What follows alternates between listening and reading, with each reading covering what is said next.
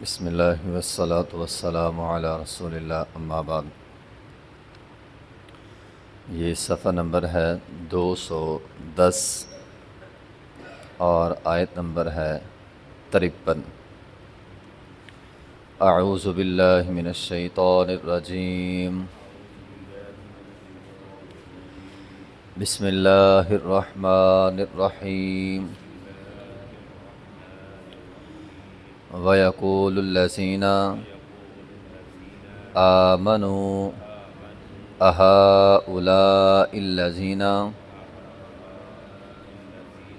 أَقْسَمُوا بِاللَّهِ جَهْدَ أَيْمَانِهِمْ إِنَّهُمْ لَمَعَكُمْ حَبِطَتْ أَعْمَالُهُمْ فَأَصْبَحُوا خاسرین۔ وَيَقُولُ الَّذِينَ، اور کہتے ہیں وہ لوگ، آمنو جو ایمان لائے، ایمان والے منافقین کو کہتے ہیں کیا؟ اہؤلاء الذین، کیا یہی وہ لوگ ہیں؟ اقسموا باللہ، جو اللہ کے نام کی قسمیں کھاتے تھے، جہد ایمانہم، پختہ قسمیں، انہم لمعکم، کہ بے شک وہ ان کے ساتھ ہیں، حبطت اعمالہم، ضائع ہو گئے ان کے اعمال، فاصبحوا خاسرین، تو وہ خسارہ اٹھانے والوں میں سے ہو گئے۔ بات ہو رہی ہے منافقین کی۔ منافق پیچھے جس طرح ہم نے پڑھا، یہودیوں کے بھی ساتھ ہوتے تھے اور زبان سے کلمہ بھی پڑھتے تھے، اب وہ دونوں کام ہی کرتے تھے۔ اب ہوتا یہ تھا کہ جب مسلمان اور یہود یا کافر آمنے سامنے ہوتے تھے تب منافقوں کے لیے مشکل ہو جاتی تھی، یا تو منافق ہیلے بہانے کر کے ساتھ ہی نہیں جاتے تھے مسلمانوں کے، یا پھر کافروں کے ساتھ ہو جاتے تھے۔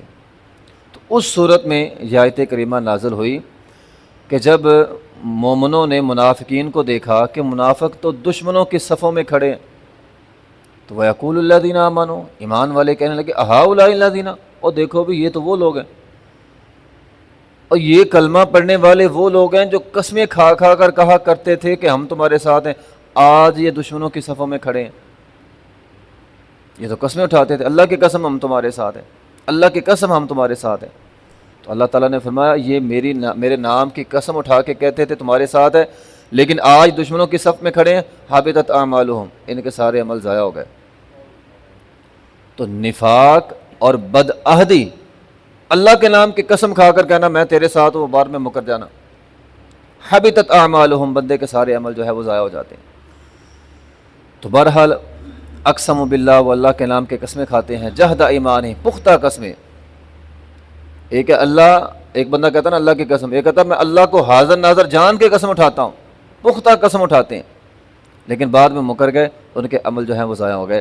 تو منافق بندہ اپنے دل میں باتیں چھپاتا ہے، بندہ جتنا مرضی زبان سے قسمیں اٹھا لینا، جو بندے کے دل میں ہوتا ہے وہ زبان پہ آ جاتا ہے یا چہرے پر آ جاتا ہے، زبان پہ نہ بھی آئے چہرے پر آ جاتا ہے۔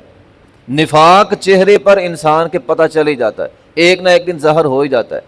تو بہرحال فرمایا ان کے عمل ضائع ہو گئے، اور کل قیامت کا دن ہوگا، یہ خسارہ پانے والوں میں سے ہو جائیں گے۔ جب یہ جہنم میں جا رہے ہوں گے نا، اس وقت بھی یہ آیت کریمہ ہے۔ منافقوں کو اللہ تعالیٰ اٹھا کے جہنم کے اندر پھینکے گا، مومن کہیں گے دیکھو، اور وہ جا رہے سارے جہنم میں۔ یہ دنیا میں وہ لوگ تھے جو قسمیں اٹھا کر کہا کرتے تھے ہم تمہارے ساتھ ہیں، آج جہنم کے اندر جا رہے ہیں، اور تم تو ہمارے ساتھ تھے، جہنم میں کیوں جا رہے ہو؟ دلوں کے اندر نفاق تھا۔ محترم بھائیو، اس آیت کا مفہوم یہ ہے، انسان کا عمل جتنا مرضی اچھا ہو، آپ بڑے سے بڑا عمل کر لیں، آپ حج کر لیں، آپ بڑی سے بڑی قربانی دے دیں، آپ سارا مال خرچ کر دیں، آپ جو مرضی کر لیں، آپ کے بڑے سے بڑے عمل میں حتیٰ کہ اپنی جان دے دیں اللہ کے راستے میں، اس سے بڑا عمل کیا ہو سکتا ہے؟ اس کے اندر بھی اگر اخلاص نہیں ہے، آپ کی نیت اچھی نہیں ہے، وہ عمل ضائع ہو جائے گا۔ آسان لفظوں میں بات یہ ہے، اگر آپ کا عمل اس کے اندر اخلاص کی کمی ہے تو وہ عمل ہی ضائع ہے۔ تو منافق نمازیں پڑھتے تھے، اور شاید ہم سے اچھی پڑھتے تھے، ہم تو سستی کرتے ہیں، وہ تو پہلی صفوں میں کھڑے ہو کے پڑھتے تھے، لیکن ضائع ہو گئے، سارے عمل ضائع، حبطت اعمالهم۔ اللہ تعالیٰ فرماتے ہیں ان کے سارے عمل ضائع۔ ان اللہ لا يقبل من العمل الا ما كان له خالصا۔ اللہ تعالیٰ جس عمل کے اندر اخلاص نہیں ہوتا اس کو قبول ہی نہیں کرتا۔ بات ہی سیدھی سی ہے، آپ چھوٹا عمل کر لیں، تھوڑا عمل کر لیں، 10 روپے خرچ کر لیں، 5000 نہ دیں، آپ کے 10 روپے کے اندر اگر اخلاص ہے نا تو اللہ کو وہ 10 روپے قبول ہے۔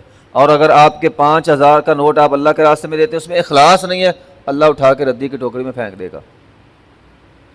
اللہ کو پیسے نہیں چاہیے، اللہ کو اخلاص چاہیے، اللہ کو نمازیں نہیں چاہیے، نمازوں کے اندر اخلاص چاہیے۔ حتیٰ کہ ایک حدیث میں ہے، جو بندہ من سأل اللہ الشہادہ بصدق، سچے دل کے ساتھ اللہ کے حضور یہ دعا کرتا ہے، اخلاص کے ساتھ یہ دعا کرتا ہے، اے اللہ مجھے شہادت دے دے۔ حدیث کے اندر آیا ہے بلغہ اللہ المنازل الشہداء وان مات علی فراشہ، صحیح مسلم کی حدیث ہے، اللہ تعالیٰ اس نے دعا کی کہ اے اللہ مجھے شہادت دے دے، اللہ نے اس کو شہادت کا مرتبہ دے دیا اگرچہ بندہ اپنے بستر پر فوت ہوا ہے۔ یہ اخلاص ہے۔ اب وہ میدان مقتل میں گیا ہی نہیں، لڑنے گیا ہی نہیں، صرف اس نے دعا کی تھی ایک، اس کی دعا کی وجہ سے اللہ تعالیٰ نے اس کو شہداء کا مرتبہ دے دیا۔ اخلاص ہو تو، اگر اخلاص نہیں ہے تو حدیث کے اندر ہے بندہ شہید بھی ہو گیا۔ اب دیکھیں نا، 2 بندے ہیں، ایک بندہ میدان جہاد میں گیا ہی نہیں، صرف اس نے دعا کی اللہ مجھے شہادت کا مرتبہ دے دے، اللہ نے دے دیا۔ اور ایک بندہ اٹھتا ہے میدان جہاد میں جاتا ہے، لڑتا ہے، اپنے اعضاء کٹواتا ہے، حتیٰ کہ خود بھی فوت ہو گیا، مارا گیا میدان جہاد میں، تلوار لگی، گولی لگی، فائر لگا، ختم ہو گیا۔ اللہ تعالیٰ فرمائے گا جا تیری شہادت کی مجھے ضرورت ہی نہیں ہے۔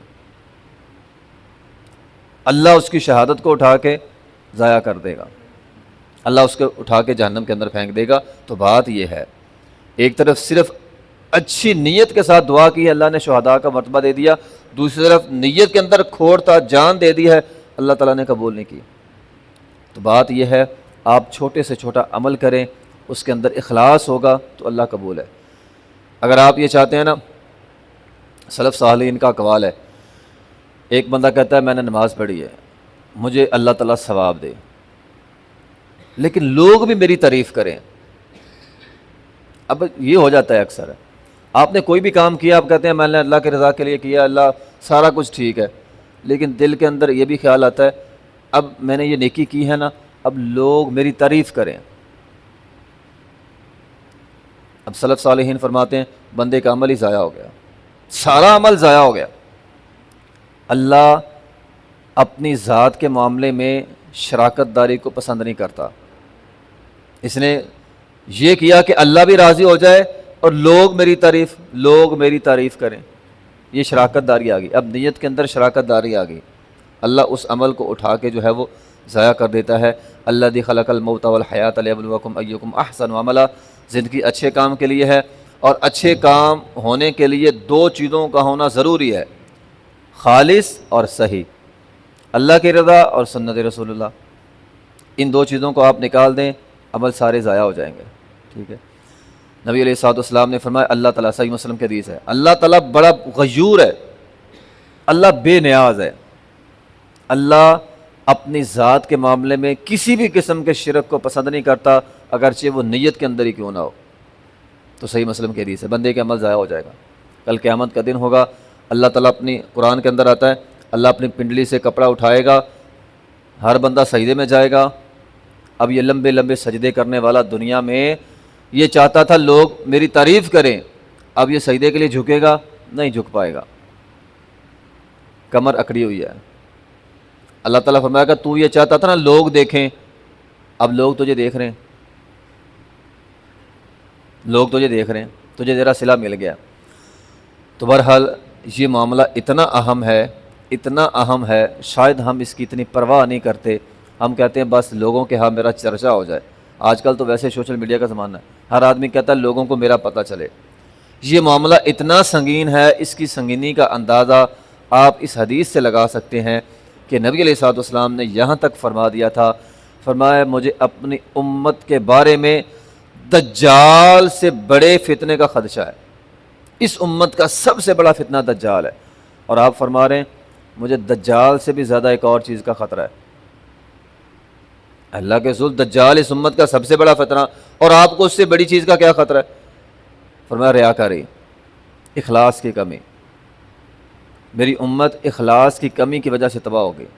اتنا نقصان میری امت کا دجال نہیں کرے گا جو اس امت کا سب سے بڑا فتنہ ہے، جتنا نقصان یہ اخلاص کی کمی اور اعمال کے اندر ریاکاری کرے۔ اور آج آپ دیکھ لیں بڑے بڑے علماء، بڑے بڑے نیک لوگ، بڑے بڑے شہداء، بڑے بڑے لڑنے والے، بڑے بڑے سخاوت کرنے والے، بڑے بڑے اعمال کرنے والے، سارے ریاکاری کے پیچھے لگے ہوئے ہیں۔ بس ہمارا پتہ چل جائے، ہمارا پتہ چل جائے۔ آپ اندازہ لگائیں دجال سے بڑا نقصان یہ چیزیں کر رہی ہیں۔ تو یہ منافقین کا کام ہے، مومنوں کا کام نہیں ہے۔ اقسم باللہ، وہ قسمیں اٹھاتے تھے، جس کے دل کے اندر کھوٹ ہو وہ قسمیں زیادہ اٹھاتا ہے، مومن بندہ بہت کم قسمیں اٹھاتا ہے۔ اقسم باللہ، اللہ کے نام کے قسمیں، جہد ایمانہم، پختہ قسمیں، اللہ کو حاضر ناظر جان کے میں یہ کام، اللہ کو حاضر ناظر جان کے میں کہتا ہوں یہ چیز میں نے اتنے کی لی ہے، حالانکہ اتنے کی نہیں ہوتی۔ تو انہم لمعکم، وہ کہتے ہیں ہم تمہارے ساتھ ہیں۔